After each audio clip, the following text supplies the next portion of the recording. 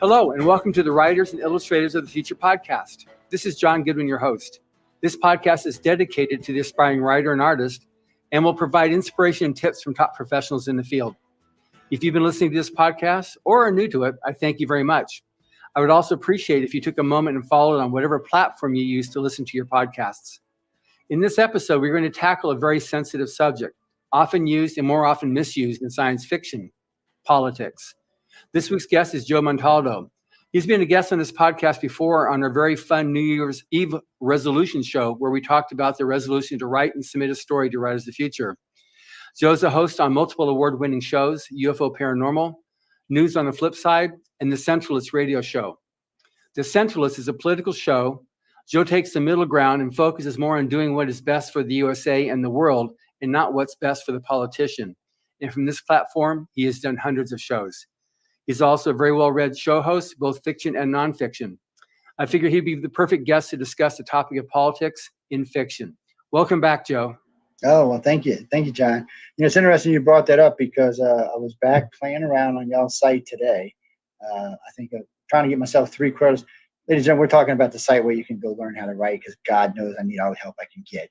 I'm not going to act like I can write.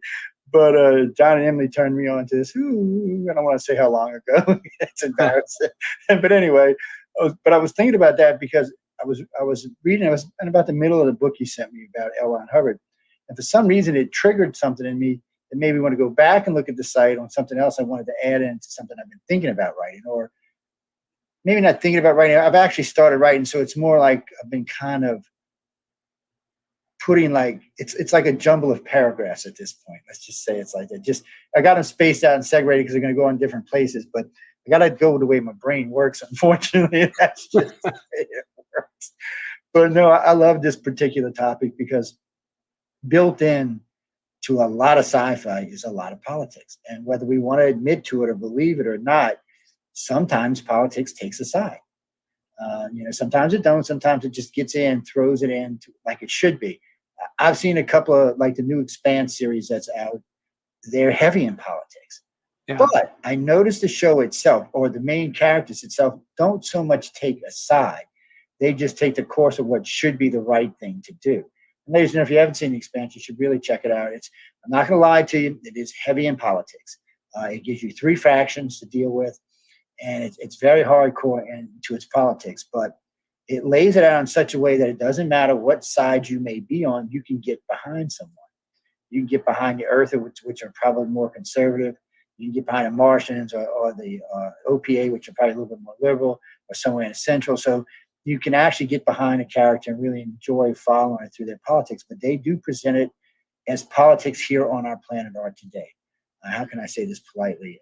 Miserable, aggravating, and irritating, and a few other words I can't say on the air. But so they do present it that way so you can look into it.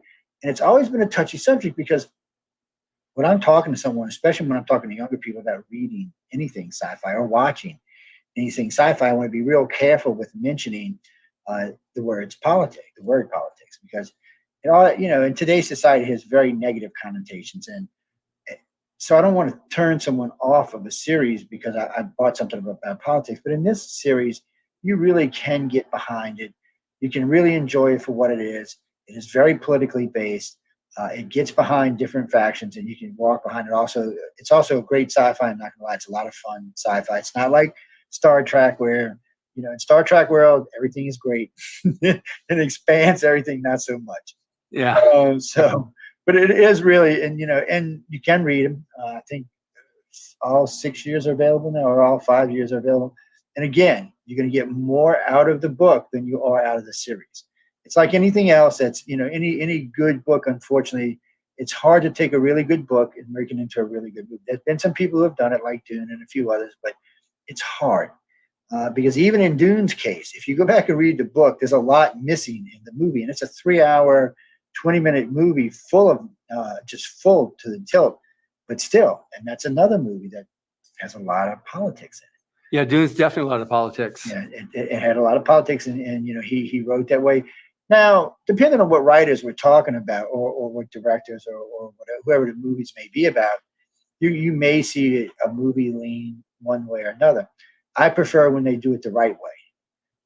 They do it down the middle, and you can take whatever side you want to take and follow the movie or the series or whatever it may be along, because I want to enjoy it. I may not agree with this political view or that political view, but that's life. I'm not going to agree with all the views, especially in today's world. So I don't have a problem with that. And it does offer you sides, just like Dune did. Dune offered you sides. You didn't have to follow the guy, who was about. There's also, in case you haven't seen Dune, there's also a lot of religious connotations in there as well. Yeah. Just so you just, so it doesn't catch you off guard. If you haven't watched it, you should see the movie. You should watch the original. You can watch the remakes. They're not horrible. They're not great, but they're not horrible. You can watch those as well. I think there's 4, and of course there's a new one coming out. Well, last year it was supposed to come out, but anyway, sometime later this year, early next year, we should see a complete remake of the original series of Dune. I've heard good things about it, but until I actually see it, there's no way of knowing. But it's going to lean heavy in politics. And well, the book itself is very much, Frank Herbert was very much giving a political side, because you've got the Harkonnens and the Russians. That's who they were. What's that? So the Harkonnens were the Russians. Yeah. So you've got that type of, all those different political factions and how the backstabbing, all the various things that gets done, the various intricacies with the politics. But then you've also got even earlier, Foundation with Isaac Asimov. Yes. The Moon is a Harsh Mistress with Heinlein. And then 2 of the biggest ones that have had the biggest comeback, I think, of late, with all the recent cancel culture and some of the stuff that's been going on. You've got 1984 by George Orwell and Animal Farm by Orwell. Both of those have gotten a lot of attention. And they did well on bestseller lists with only the newspeak that's happening right now. Yeah. And people, if you haven't read 1984, you really should. Whether you agree with the book or not, because there's parts of the book I'm like, whoa, and there's parts of the book I'm like, oh. But still, if it's something, you should just read it just to experience it. You may not agree with it. You may agree with it. A lot of the cancel culture is going to agree with part of it. A lot of cancel culture does not agree with other part of it. It lays out society in a much different way than it is right now. And I think you should read it. I think for the uninformed, it would be an eye-opener. And that's the easiest way I can say it. There are good books like that. And somebody just recently told me they revisited The Day the Earth Stood Still for its political. And when I thought about it initially, I didn't feel to be as political as he was making it out to. But when I went back and watched the remake, I was wrong. Of course, there is more politics in there than there is other things. But that's yet another way of presenting politics into this. He's saying, look, they came here to unite the planet, and the planet basically gave them the bird finger. Because the factions of the world, meaning the powers to be, couldn't get along. Yeah. Everybody had their own agenda, which is politics today. And some agendas cross with each other and some agendas don't. And then some agendas are very hostile to each other. And you see that in movies like that. You see that in series like The Expanse. You see that in a couple of things that John was just talking about. There are things laid out that you can see. And you can go back, you can go way back to the first color sci-fi ever made. It was, it's going to go right out of my head. It isn't just because I brought it up. Leslie Nielsen was the lead actor in it, who turned out to be a comedian later on. Oh, I can't believe I can't remember. It was the first UFO I've ever seen on TV. I can't believe it. War of the Worlds? No, Forbidden Planet. Okay. And Forbidden Planet was a different kind of politics, but still, politics came into play there. And into what, the Earth just thought about the guy's planet, that he had the things he had found on his planet. Of course, Earth is greedy and wanted everything that was found there. It was just another form of politics. And sci-fi, out of everything I've seen, somehow or another gets away with politics that you will not see in other genres. It has a way of stuffing, like Babylon 5. It's one of my favorites because Babylon 5 is now about 25 years old. And it has a lot of great quotes in it. But what's interesting about Babylon 5 is it truly presents how Earth will be in space. If you watch this series, you will really, just like Expanse, you will really get an idea of how we're going to move around in space, how we're going to start with a base on the moon, and then a launching platform, then a base on Mars, and then things out in the asteroid belts, and then things around the moons of Jupiter and Io and Saturn and places like that. and then out in the Oort cloud, and then finally we'll get out of our solar system. And that's truly how we're going to do it as a race. I mean, I've talked to Michio Kaku and Neil deGrasse Tyson about this on the air, and they agree we're going to take stepping stones to get out of here. And in both these series, it shows you the politics of the different sides at bay, how they're going to make their way through the universe. The only difference is in Babylon 5, Earth is united. Well, I guess it is. It's a united world. I guess it is in Babylon 5 too. So it's Earth against the other factions, but each faction represents, a faction here on Earth, like the Minbari might be. Well, they wouldn't be anything. It would be the Centauri. They would be like the Russians or the Chinese, actually. And then each one has a representation. It just shows you how on this huge space station in space, that politics going up. There's ambassadors there from Earth, ambassadors from a lot of different worlds, and they're doing their political thing every day. So we managed to get off Earth and get into space, and not only do we have politics at home, but we've managed to have politics with extraterrestrials. So I have to give them credit. It's a well done series.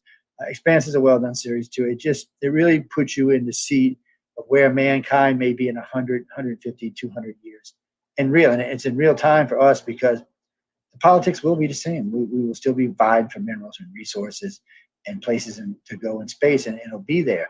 The only thing I'm hoping is by then everybody won't be trying to blow each other up. But even that you can find in sci-fi. Yeah, one thing, it's interesting with science fiction, because science fiction, I think, is inherently a political genre. Any future or alternate history it imagines a wish about how things should be and a warning of what could be. And I think one of the stories that, there's so many other, like The Man in the High Castle by Philip K. Dick, that was just an alternate America where the USA is being run as a totalitarian state, where Germany and Japan won World War II. Or right now, the big, The Handmaid's Tale, that's a very scary future. But what is said that it's none of it's fiction. It's all can be seen out there right now. Different aspects of what is covered in Handmaid's Tale. Brave New World with Aldous Huxley, Ursula K. Le Guin with The Dispossessed, Fahrenheit 451, Ray Bradbury. Ray, I forgot all about Ray Bradbury. Yeah, definitely with that one. That's totally political there. The book burner. Yeah, And you're talking about Wells with the Time Machine, Starship Troopers, by Heinlein. Wells laid it out pretty hardcore, and then he did some other stuff besides that. Some of his shorter writings too, but it's just weird how you can't seem to escape it in sci-fi. You're right. It's just built in. Yeah, you get it out. I'm sure you can write or read or write or make a book or a movie without there being politics, just, following one alien along, whatever the alien's doing, or something along those lines. Or, maybe discovering a new planet where there is no politics. But you're right, inherently it's there. I don't think you can really get out of it. It's a hard thing to get around. We've been doing some time travel shows on the network lately, and what they call O parts, out of place parts. And ladies and gentlemen, if you don't know what out of place part is, it's when they find something like a battery or a cog or some type of wrench or something in a geode or a piece of coal that's 1 million years old. Remember, we're supposed to be the pinnacle of life on this planet, and we've only been here for 2 million years. And really, we've only been civilized for about 12,000 years. So when you start finding things that date back 1 million and a half, 800,000 years, or 10 or 15 million years, like the one found in the coal mine, where did it come from? How did it get there? So sci-fi takes stuff like that and they just eat that up. So you can write something about, a civilization from the past, a civilization from the future. It's like if you were to imagine those two sunken cities off the coast of India that we found from the last tsunami that date back about 12,000 years. I imagine there's two really good novels there. How did the cities get wiped out? Some probably good sci-fi. And I guarantee there'd be a lot of politics of the time in there, which would have been the Indian culture at the time. But I would imagine you find that. And then when you look, a friend of mine brought me a book on Indian beliefs. And what I mean, I'm talking about Indian people, country Indian, not Native Americans. And so in case you didn't know, they're a very political society, just in case y'all didn't know. But even in their writings, in their genre of things like flying things in the sky, 5,000 years ago, 7,000 years ago, 3,000 years ago, it sounds like sci-fi, but for them, it's real. They don't think it's sci-fi. For me, it sounds like really, really good sci-fi with some really heavy-duty politics in it. Some kind of war blazing across the skies. But it doesn't matter what it is, whether it's old. You can go back 200 years and find sci-fi that thought, well, look at Frankenstein. Somebody told me, well, there's no politics in Frankenstein. I said, then why did they chase him down and kill him? There's lots of politics there, man. So it was discrimination. I said it was a lesson to be learned there. And Mary Shelley wrote that, 150, 170 years ago? I'd have to look it up to be sure. But, when you look at things like this, you got to wonder, was this intentional? Was the politics of the lesson intentional? We know people, if you're watching anything that Gene Roddenberry wrote, it's embedded in there. He actually, even in his old Westerns, he embedded a lesson in everything he wrote. So that's just there. Whatever the lesson may be, like the first black and white kiss on television. That's a sci-fi. That sci-fi had that option. Not just that. Come to think about it, sci-fi had a lot of firsts on television that no other series was brave enough to touch. But for some reason, science fiction could get away with things that other people couldn't. So I found that interesting. And when you get into Star Trek, the politics Star Trek from the original series, it was pretty heavy in it. They were really trying. Roddenberry had a thing that he was trying to teach humanity lessons. Why? I don't know idea. I don't think it was about money. I don't know why Roddenberry did it. And even when the new generation came out, they were still embedding lessons in those series. Each and every episode had some little lesson they wanted you to learn. No, not the only ones who did it. Lost in Space did it. You can go back to what is his name? He produced all kind of weird sci-fis in the 50s and 60s. I'd have to go look at his name. Ian, what the hell is his name? But see, here's what happens. You get old, your brain goes. But he had at least 5 or 6 really popular series back in the day, from Lost in Space to The Giants and all kind of other series in between. The time traveler people, when they went back in time. And every one of those series had politics in it. You couldn't get away from it. Yeah. Somehow or another, they managed to pull. Well, what was the one 2000 Leagues Beneath the Sea?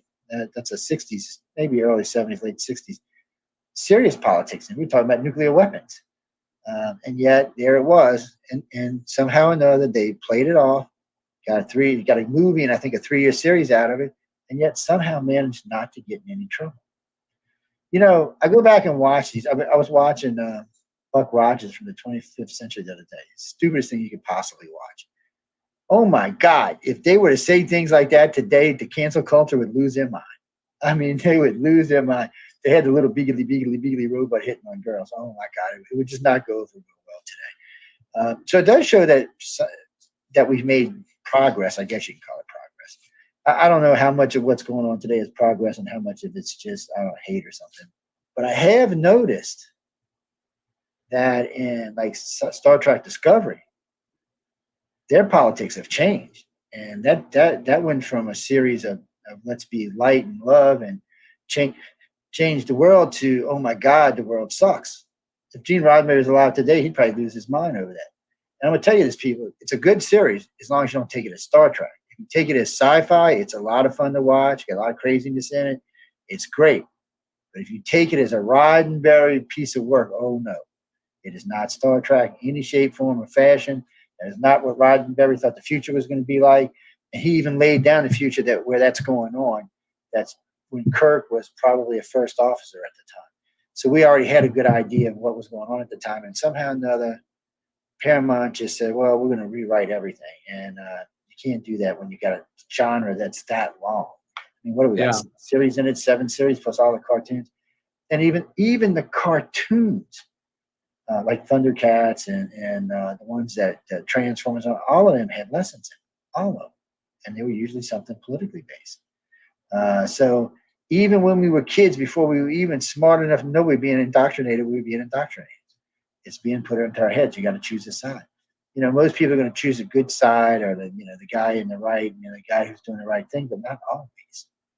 So I've always found it funny that they usually sci-fi usually lay out at least 3 sides. I guess that way, for the middle, the left, and the right, everybody's got something to choose. So now, when you do your show, The Centralist, So you basically take down the middle so you can have your guests from either side and just be able to just carry on Yeah, that because then conversation with them. well, that way it doesn't turn into a fight. When I used to do politics, hardcore politics on news on the flip side, it was different because we still took a middle view, but we didn't give the guest any leeway of whatever their crazy left or right views may be. Today it's a little different. So today, usually if we're going to have guests, we'll do a 2-hour show. The first hour will just be the news. We'll just present the news to you as news. No opinions, just the news. So we'll say, hey, look, this is the source of the news. This is where the news came from. Check out the source for yourself. We recommend this story, blah, blah, blah, blah, blah. Now, in the second hour, when we have a guest on, sometimes we'll go back and cross over those stories. We'll go back and see what the left or the right really believes. And today, when I was a kid, the left and the right were only about this far apart. Today, they're like this. I mean, it's like night and day sometimes. And what gets me is if the other one starts agreeing, the other one changes its mind. They're like a bunch of 12-year-olds, not even that, a bunch of 8-year-olds fighting with each other today. It's ridiculous. And I don't even know what to think about it. And these people get so mad. I got an interview coming up with Mayor de Blasio. And the more I listen to him speak, the harder I think this interview is going to be on me. Even being in Central, he is, I'm like, okay, well, we'll see how it goes. But look, when I did a bunch of scientists on the network, because I did 14 in a row, I thought it might be a little hard on our guests, and two, I figured, somewhere along the line I'm going to offend someone, but no, it went over real well. We got into the science of what they wanted to talk about, and then we got into the science about what I wanted to talk about, and the show seemed to flow really good. I think that's one of the reasons Science and Beyond made it to the next level. And by the way, people, somebody podcast, and tell them Science and Beyond, Science and Beyond. Tell them go vote because we finally got over there. But you've got to take a stance that allows you to see both sides, whatever it is. It really doesn't even matter in today's life what it is. If you're looking at one side, you're missing out on something. You're losing out on something. And even if you think the other side's crazy, there may be something over there that they're right about. So you got to watch. And sci-fi somehow or another throws that in your face. In a lot of ways, blatantly throws it into your face, and yet still gets away with it, and sometimes even gets awards for it. So you and I couldn't do that. If we did what some of the sci-fi shows did, we wouldn't even be able to talk.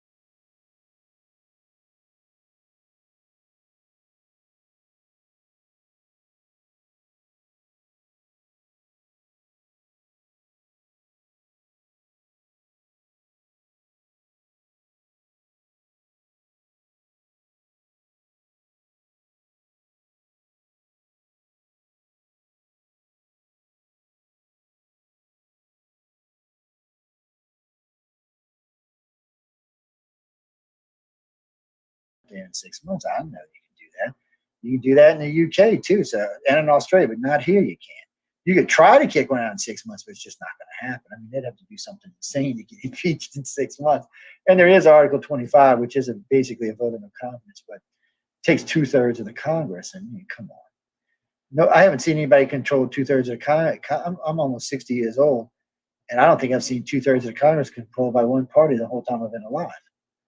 I don't know when you'd have to go back to find that. Maybe World War II or something. When the Great Deal happened, I don't know, but it's been a long time. So that's why impeachments are funny to everybody in America. We just laugh at them because we know nobody's getting impeached. It's just a word today. It used to have meaning back in the day, but today it's. Somebody told me today they were screaming at me at a lecture.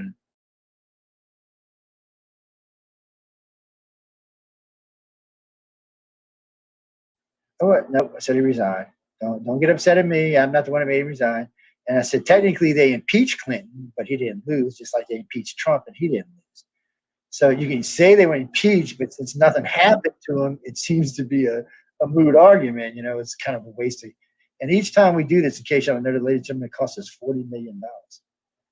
So it's $40 million that could have been going to your community that we wasted on something that everybody knew was never going to happen, including the people. So that's just the politics. But you'll see that kind of stuff like in Babylon 5. You'll see that carry over when they're trying to get rid of the leaders. You'll see that just in this series expanse. You'll see it in this where they were trying to get rid of a leader like this. So you'll see it in these different series. And so it does kind of portray how America, not just America, is the world. That's one of the things I like about Babylon 5, because it's closer to portraying how the world would be as we get into the future, not just the countries. It really has a different layout about, each alien race would basically represent a government on this planet. It's an interesting series to watch. And that, your boy uses quotes from some of the greatest writers in the world are stuffed into that series here and there and there and here. And, Yeah. So it's interesting, but in today's world, the special effects are average. Back then they would have been good. Today they would just be considered average, but it's still good to watch. But I'm with John. I would start somewhere. There's a lot of good stuff that came out in the mid 50s. Get a chart, look through it. You'll be amazed at how much of that stuff still plays really well in today's world.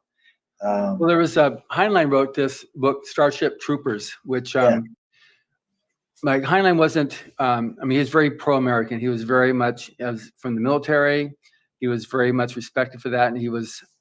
He really respected the military and what it was doing there.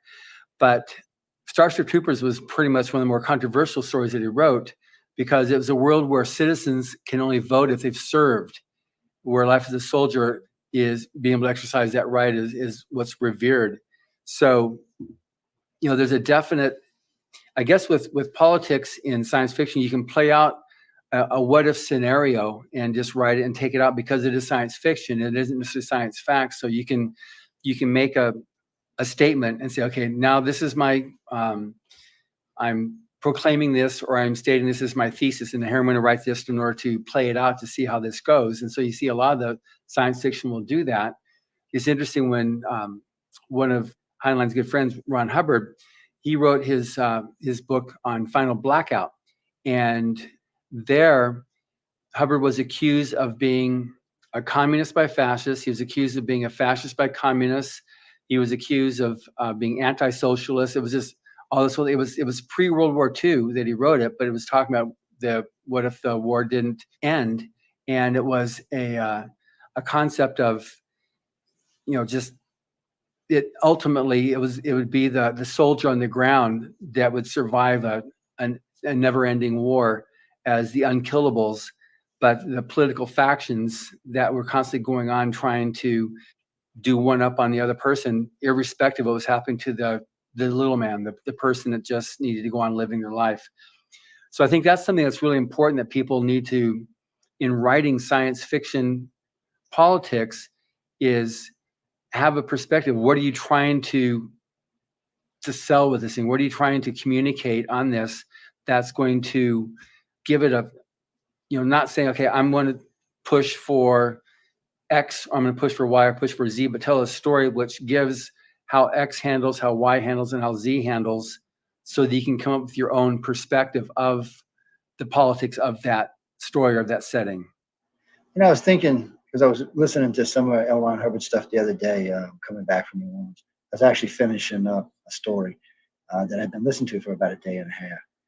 And people, not a whole day and a half, for y'all think I'm insane. I get to listen. I get an hour ride in the morning, hour ride in the afternoon. So I'll usually plug in one and listen. If I don't have any calls to make them not work related, I'll usually listen. And I just finish it up now. He does get in the political side of some stuff in there. Yeah. And but he seems to do it in a very nonchalant way. It does well.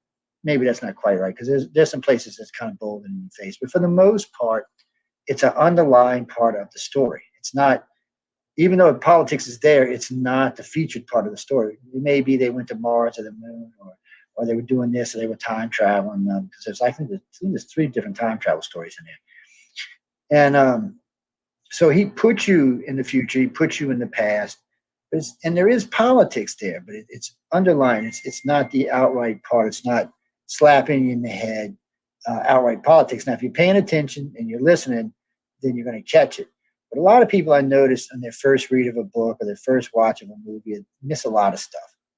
And it always amazes me when somebody's watching something for the third time. They're like, wow, I didn't hear that. Wow, I didn't see that. Wow, I didn't. I said, well, yeah, because now you've heard all the stupid stuff, or all the main stuff, I should say. And now your brain is actually looking and listening for different things. And it's the same thing with a good book. You read through it, even though you've read it, and I've watched people do this in millions. I've done it myself. I've read through and missed part of the story because I'm in a hurry to read through, or I've really gotten into it. I'm just reading at a faster pace than I should be. And so that's why a lot of times I'll go back and reread something within a couple of days or a couple of weeks after reading something. I can read it a little faster, but there are times I find that I miss stuff in it. And sometimes, like in a political thing, I may, how I can say this politely, glaze over it. Knowing that it's something political, I might just, but a lot of times if you do that, you may miss a good underlying part of the story that you really need to complete the story.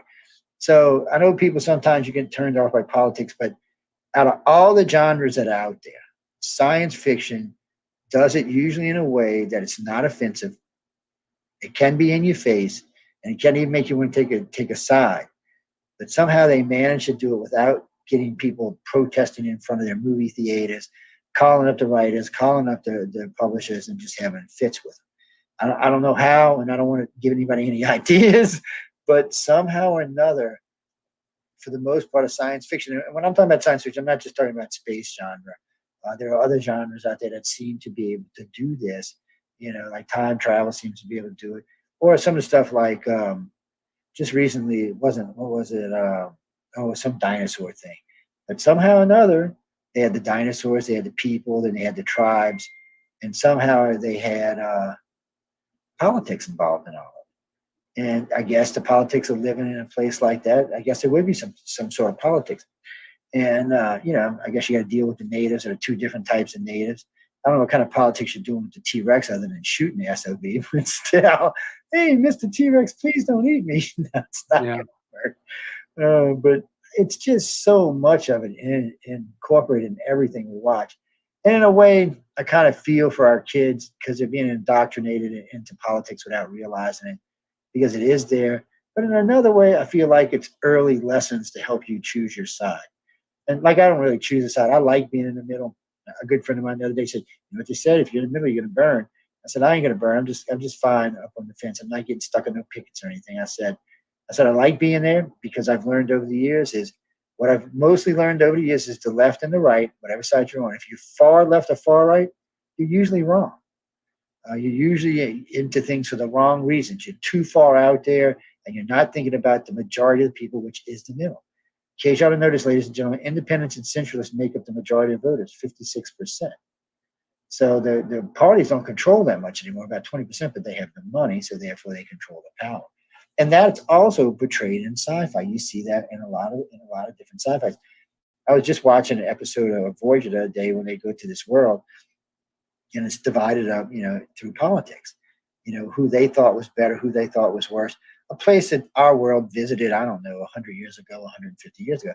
Wasn't necessarily slavery, They just said, well, you're from this family, so you're down here. You're from here, you're okay. So it was a bottom, middle, and a hierarchy, but not so much the way you see it today. If you were at the bottom, that was it. You were never getting anywhere. You could never get anything. And it just portrayed it like that. And about 100 years ago, you could 100 years and back, you could look at our world and say that was true in a lot of countries, especially in the countries that had monarchy. So, you see these in there, and your kids see this in there, and they get indoctrinated in this, and it absorbs in their head. And hopefully, it's lessons that they're learning that will actually better us in the long run. And no, I'm not talking about the cancel culture, because they're morons too. Anytime everything is wrong, then you got an issue. I like my country. There's a lot of things I like about it. I'm not always happy with the politics, but I am willing to stand up for it, and I am willing to get in the middle of it and say, hey, look, there are better ways of doing things. And I've learned over the years, compromise a lot of times is the best thing that can serve politics. And that's one thing you do see in sci-fi. Somewhere along in the story, there will be a compromise so that the heroine or whoever it may be can get to the end of the story. So you will see a compromise in politics there, which I'm hoping that children have absorbed that over the years. That's in their head, and they'll learn that that's what we need today is compromise. We don't need nukes. We don't need a bunch of crazy people. We just need to take all sides to agree and move to the next step. All sides to agree, move to the next step. I guess you and I will be long gone before that happens. We can hope. So now you've done a lot of shows with the Centralist. As both of those shows you talked about, the News on the Flip Side and Centralist, are those both politics? Yeah, News on the Flip Side. News on the Flip Side was a way different show. So I hosted that with Stephanie Benetti. I was doing the Trump before Trump was president. We did it up until he won for about 4 years. This was a hard-hitting news show. It had 4 million followers. It was well on the way to getting several big syndications.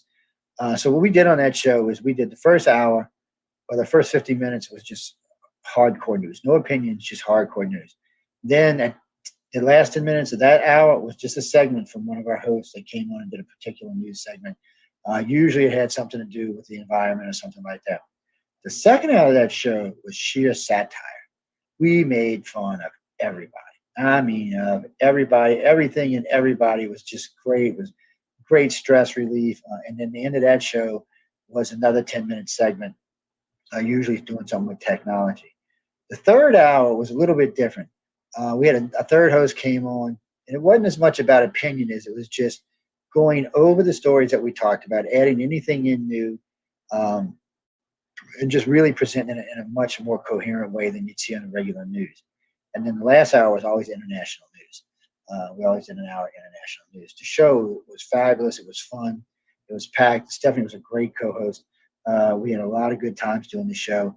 Unfortunately, she's passed away now, but it was a lot of fun to do. The show was just nothing you had seen anywhere on the news. That's why it was growing at an extremely rapid rate because, just put this in. So, people give me trouble about Donald Trump and some of the other candidates. So this was my exact point when I seen the GOP put their people up, 21 people.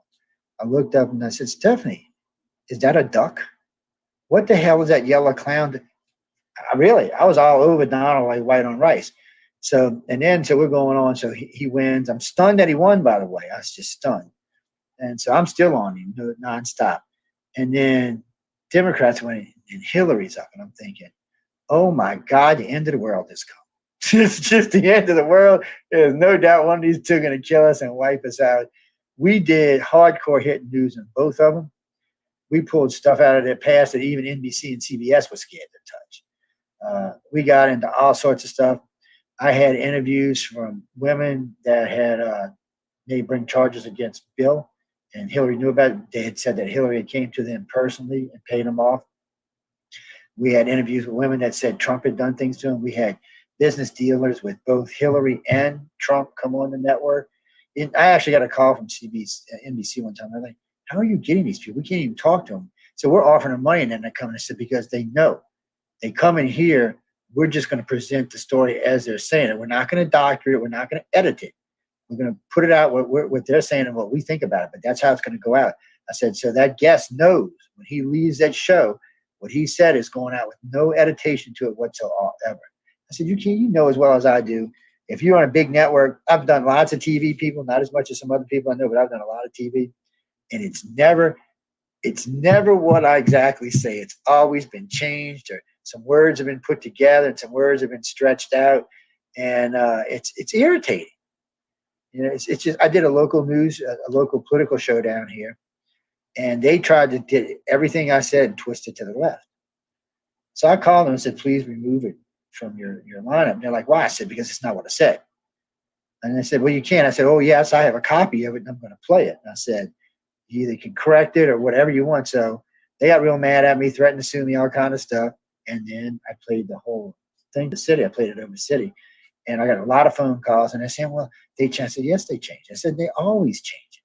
I said, big companies like that have an agenda. And they, I did another interview with NBC. I interviewed a big wig over there, one of their top show people. Until a couple of days ago, they weren't going to play it. It's 3 years old now. They pay me big money not to play it. But I got a recent call lately that they might go ahead and play it. I'll tell you why I didn't want to play it. It's a very hardcore left liberal leaning host. Well, the interview she did with me, she came off more in the middle, even a little right, than what she was actually doing on the air. So they got all paranoid. I got a phone call. Oh, Joe, we got an agreement with you. If you didn't like it, you can't. I said, yes, I understand that. And there was an amount of money agreed to if it didn't air. But it's a shame because it was her. It was her and her wife. And it was a great interview. They did a great job. They really laid themselves out on the table for the world to see. And the big company said, we don't want the world to see it because they were scared it was going to cost them numbers. I mean, I understand why they did it. But they agreed to the questions. Anytime I do a really big interview with somebody, I will send them 25 questions. They'll send me it back, and I'll send it to them. We'll go back and forth, usually a week or two, and we'll agree on everything, and how it's going to be said. And we'll agree on everything. It's not that it's scripted, but it's like that, and it just comes out. And it's funny because while her and I were talking that night, she brought up sci-fi on 5 different occasions. She said because of the politics of these shows, I got into the news media. I mean, it was a great interview, and they just didn't want to do it. It's like when I did an interview with NASA. NASA had released these little series of, I don't know what you would call them. They were little cartoons, basically. And I had called up to interview them, and I said, why can't y'all be a little bit more straightforward in your science? I said, it's fine that you're doing a cartoon, and I know you're trying to get kids interested, but why don't you, I said, kids aren't as stupid as they look. Why don't you give them a little bit more of the science mixed into the series? Well, they thought it was a bad idea.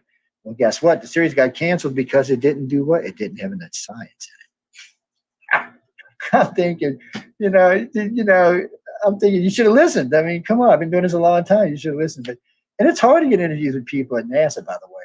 But everyone, I got to be honest with y'all. I have never interviewed anybody at NASA, and I've interviewed 12 of the Apollo Gemini astronauts, and I've interviewed about 14 of the shuttle astronauts, and every one of them told me the same thing. I got into this because of science fiction. I got into this because of science fiction. Now, don't get me wrong. They all were quoting different TV shows. Some were like, some would quote Star Trek. A couple of them quoted The Twilight Zone. And not just The Twilight Zone, the other one, the other version of The Twilight Zone. Outer Limits? Yeah, Outer Limits. So a lot of them quoted because of stuff they seen on there, and they felt the science should be more correct. So they got involved. And matter of fact, I remember the guy who invented the laser. First time I ever heard him interview, I was young. I was a teen. I wasn't even a teen. I was a popper.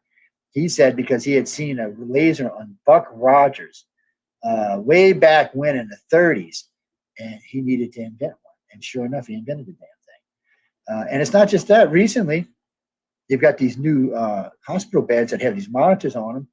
And the gentleman who invented it, when he was asked, he said he got the idea from Star Trek. Yeah. So, I mean, sci-fi is a good thing, people, whether it's politics or whatever. It gets people involved, thinking in ways that other shows and other series just don't. I mean, you can watch a lot of garbage. Don't get me wrong. There's a lot of stuff to watch on television today. I mean, really. Between the computers and your internet and your TVs, there's a lot you can watch. But how much of it really leaves you leaving satisfied and feels like, yeah, it may have made a difference in someone's life? Just because it's entertaining doesn't mean it can't change someone. And I actually talked to Michio Keiko about that. He agreed 100%. You know, it can change it, and a lot of things can. And there's a lot of writers who don't get credit for how they've changed society, including L. Ron. He doesn't get the credit he deserves for changing society. A lot of people, because of their writings, opened up people's minds in a lot of different fronts, and it changed the world. Yeah, a lot of the things I think that science fiction you do too is satire, which on recent surveys we found out that the baby boomers and millennials will understand what, or rather Gen X will understand what satire is. But when we surveyed some of the people that were the Gen X and millennials, they didn't know. I don't read satire, but we asked them, well, what about 1984 and all those things? They said, oh yeah, I've read all those things.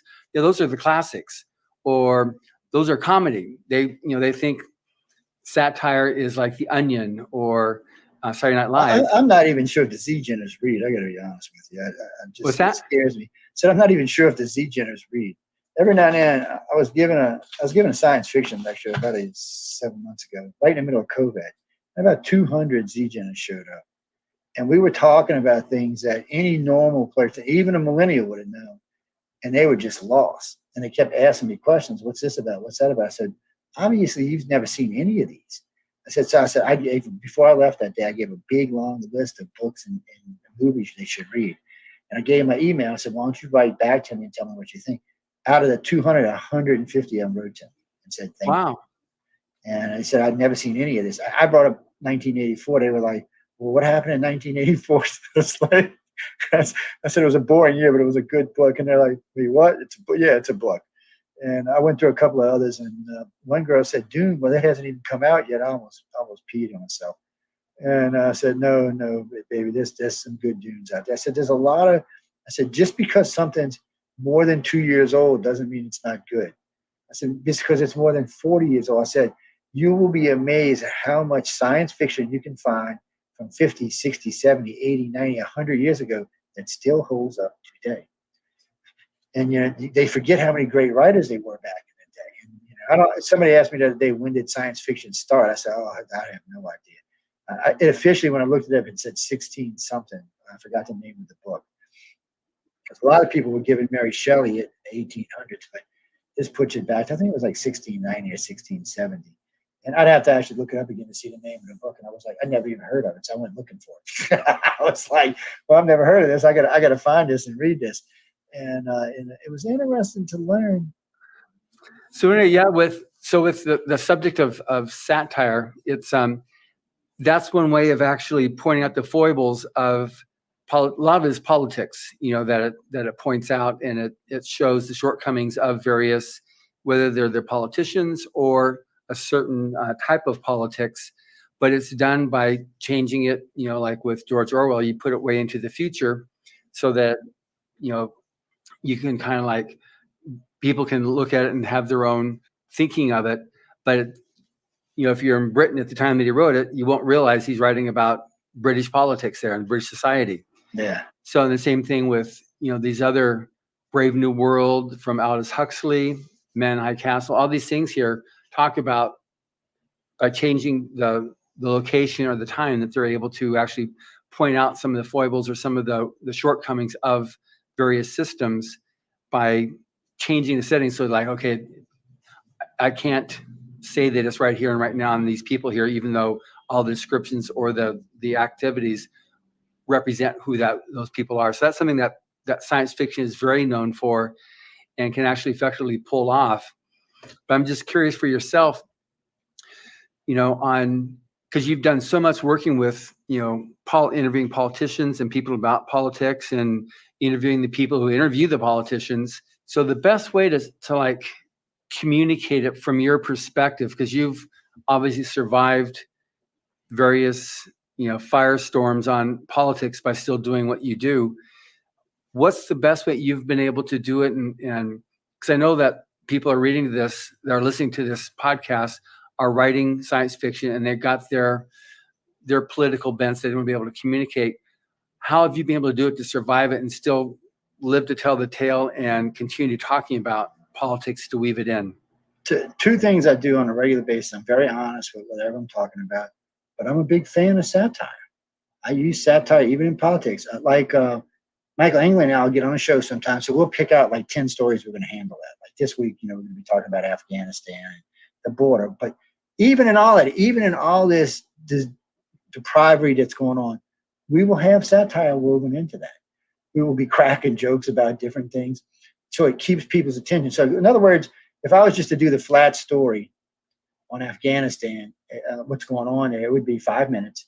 That would be all it would be. And people would either listen to it or not listen to it. So in the beginning of the show, we probably will do it, but then later on, we'll be talking about different things that go along with what's happening there. So we'll weave it in. And it's funny because both of us like science fiction. So a lot of times we'll weave in like a science fiction story with a little satire into the politics. People love it, and people stay and pay attention to it. And I've noticed the younger audience, the millennials and the Z-Geners, have an easier time absorbing it. The older ones, the X-Geners and the Boomers, they understand it for politics, but the younger generations pick it up because, one, it's not an hour long. It's 5 or 10 minutes. It's weaving in there. The satire is woven in there. The truth is still woven in there, but it's woven in with the satire. And people get and sometimes they get offended because we might pick on their particular, politician, but we pick on everybody. And now that's the truth. That is a one saving grace for me. Because when I got into politics, I remember this guy wrote to me one day. He said, "You are probably one of the most brilliant ufologists I have ever met in my entire life." He said, "But when it comes to politics, you're the biggest moron." He said, "How can it be?" I said, "Did you ever stop and think that the same research I do that makes me brilliant there actually is why I do here?" And he was just dumbfounded. Like, no, that can't be. Like, he could not be wrong. I said, "No, you need to think about what you just said." I said, "I got a huge team of people that work with me on all of this." I said, "None of them have the same political view, but yet sometime I manage to be able to keep them all together, keep them all talking and all having fun at the same time." When we do a political panel show, there'll be 7 or 8 of us. Everybody on that show has a different political view, from far left to far right to independent to central to libertarian to whatever. And somehow we can have a show, be civil. Everybody can still get their point across and have a lot of fun while we do it, because we'll pick on each other through the whole show. And all our audience does is grow. It doesn't shrink. It works really well. It's a good combination for me. Hopefully the mainstream media has never figured out, because they don't do it that way, and people enjoy it more. They have a lot more fun. Matter of fact, a guy wrote to us just the other day, said, "Yeah, y'all make news fun." I said, "Well, it's news. I mean, some stories you can't because they're just horrible, but some stuff you can actually make fun and pick on it. Even hardcore stuff. We did a satire on. It was a political show, but it was on abortions, but we did it with extraterrestrials taking people and taking the kids. So it was a serious show, but it still had a little junk in there that people were like, so it didn't make it unbearable for the people like the Z-Geners and the millennials. The Z-Geners and millennials are not to that serious level that you and I and some of the X-Geners have reached. We're older. We've seen a lot of stuff in our lives, so we actually know what's right and what's wrong. But, when you're young, you got hormones going and things flying around. And so I want to keep their attention. So I present it in a way that, they would enjoy watching it. And I've gotten lots of positive feedback on it. And since the station's adopted that in the last 6 or 7 years, we had like 0.1% Z-Gen and about 3% of millennials. That's way change. We're pulling about 14% of the Z-Geners and about 22% of millennials now. That's the same as we're pulling with the X-Geners. Well, I'm sorry, with the baby boomers. So it's a comfortable group. People understand what we're trying to do. And since everybody in the network's versed in some type of science fiction because of some of the other stuff we do, it's on the other day we were talking about Jules Verne's, and a good friend of mine who teaches science at Harvard, at Tulane, tells me, he goes, "Man, it wouldn't be for sci-fi. I wouldn't know diddly squat about physics." He said, "I wouldn't know anything about science." He said, "That's what did it for me." He said, "When I first started watching the first generations of Star Trek," he said, "it was all right, and then it went away, and I kind of got, well," he said, "and my dad told me something." He said, "There's a library, son. Why don't you go check out some books?" And sure enough, he started checking out one book and the other book. And then he realized he started things that was in that science fiction he wanted to invent. He wanted to bring into the real world. Not just equipment, but attitudes. Because, a lot of sci-fi, once you move forward past where we are today, a lot of the attitudes are we need to work together as a society to move society forward as a whole. So that kind of stuff comes across, and I've been lucky. Because I tell you what, there are people that I know personally that would not mix with the other 3 shows I do in politics. They say it's detrimental to your career, but for mine, it's not. Because I do incorporate it, And don't get me wrong, John, I can do some hardcore news sometimes. But usually I'm going to, later in the show, I'm going to always incorporate some satire in there. And I'm going to bring the point home, but I want people to have a little fun while they're bringing it. And you'd be surprised how horrible some stories are that you can actually somehow make people smile after listening to it. Yeah. It's a strange thing, but sci-fi is great for that kind of stuff. Absolutely. Well, we were talking about what's not Mission Earth, the one with Travolta was it started. Battlefield Earth. And we were talking about that one and the remake of all of that. That poor movie, people, the book is just you need to read it because the movie just does no justice to it whatsoever. It's not that the movie isn't fun and campy. It is kind of campy and fun, but it just there's so much lost in the translation. And I didn't know. A friend of mine kept griping at me about it. He said, "No, Joe, the movie was great, but." He said, "You got to read a book. You got to read a book. You got to read a book." And when my friends start on me about that, sooner or later, one of them's going to send me a book, or they'll send me. A lot of times, they'll send me an audio tape so they'll know I'll listen to it. But an audio, whatever it comes in these days. But so anyway, so this has been. I've really enjoyed talking with you on this last hour here, and I think the 3 shows that you've got that people should check out. It's on the United Public Radio Network. They just go to uprn.com. Is that? UPRN.com or URBNTalkRadio.com. I'm sorry. Yeah. UPN Talk Radio. And if you're going to come for me, you'll catch me on Friday doing Science and Beyond for the next 5 weeks because it's up for an award for People's Choice. So we'll be doing a lot of science on there. It's Science and Beyond. So sometimes it's hard science, but we've done things like we've talked about dark matter and different things like that. But we've also talked about like the shroud touring and things like that. A lot of other things that have to do with science, but also have alternative explanations. So you'll see a lot of that in there too. Matter of fact, John DeSalvo, we had, how can I say this, many heated discussions about this. But he's got a PhD, I've got a bachelor's, so I got a bachelor's in science. So we have a lot of fun talking about it, and it is. And then, of course, you always can catch me. Well, right now on Wednesdays, we're doing the Centralist. That's what the Centralist is. And on Monday, we do Paranormal Talk. But usually on Wednesdays, I do UFO Undercover. But it's kind of on hiatus right now because of where Science and Beyond and of course because of a lot of other things going on. And don't forget, on Saturday I host with the lovely Michelle DeRochier on the Gray Zone Uncensored. Now I'll tell you a secret about that show. That show averages between 2 and 3 million listeners, but you can only get it on Saturday. Once it's done, you can't get it again. Eventually it'll go back for pay for listen on YouTube, probably in about 6 months or so. But all of them right now, it's either listen on Saturday or not listening. We're doing time travel right now. And it's been, all I can say is it's been fun. That's great. Yeah, we've been doing a lot of time travel. We had to do UFOs for a month because, they had the big thing. The Pentagon's going to tell us the truth.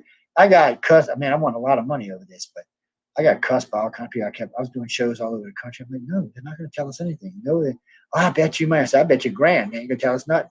I bet you 500. I said, I'm telling you, they're not going to tell us nothing. This went on. And then they released it. Of course, they didn't tell us anything. I think I got like $14,000 altogether. And it was easy money. I was like, I had a guy in New York. He said, I'll give you my Mercedes. I said, dude, don't do that because you're going to lose your Mercedes. I heard his wife must have been at home. No, baby, not the Mercedes. I started laughing. I said, she told you you don't know what you're talking about, not the Mercedes.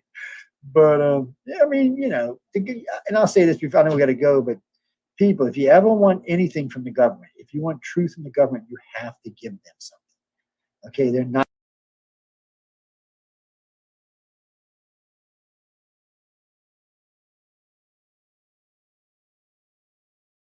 going to spill their guts on whatever it is unless you're given something. And whatever that something is going to probably be amnesty for whatever bad deeds the government may have done in the past, that the people who done them are probably dead now. If you want the truth, you're going to have to give them amnesty because the government has done things in whatever genre we were talking about here that they shouldn't have. And they've experimented on people. They've done other stuff. You see, that's in a lot of the sci-fi books too. You're going to have to give them amnesty. That's the only way you're going to ever get the truth.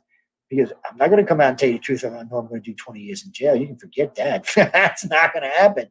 And everything's so compartmentalized these days. You're going to have to give an amnesty to get to the truth. So just keep that in mind, young generation out there, because if you want to get to the truth, that's what it's going to take.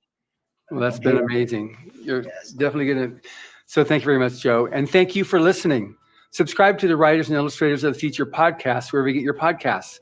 We've also been syndicated on the United Public Radio Network with Joe Montaldo himself, where you can find these podcasts as well by just typing in Writers of the Future. Again, I highly recommend you read the Writers of the Future series. They are, after all, who our judges have selected as the best of the best new writers and artists. They can be found at writersofthefuture.com, at Amazon, or wherever you get your books. Writers and Illustrators of the Future are contests created by L. Ron Hubbard to provide a means for the aspiring writer and artist to be seen and acknowledged. It is free to enter and open to amateur short story writers and artists of science fiction or fantasy. Again, thank you very much, Joe. Thank you.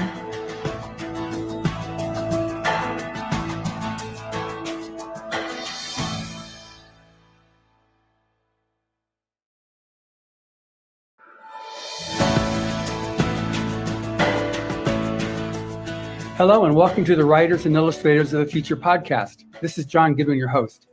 This podcast is dedicated to the aspiring writer and artist and will provide inspiration and tips from top professionals in the field. If you've been listening to this podcast or are new to it,